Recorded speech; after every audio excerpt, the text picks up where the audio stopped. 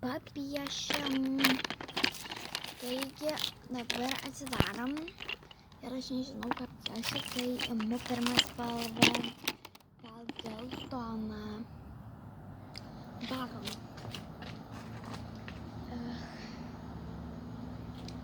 Dabar šitas lapus ir papiešiu.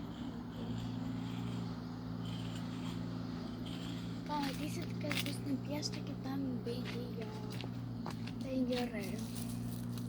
Gerai, su geltona baigta.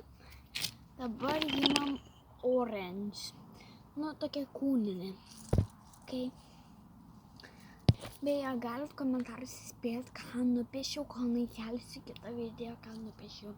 Todėl, kai kelsiu video, visi pasižiūrėkit ir bandykit spėti, kas tai yra. Nu, ką aš nupiešiau. Piešinys baigtas, su jumis buvo Snaigliukė ir iki.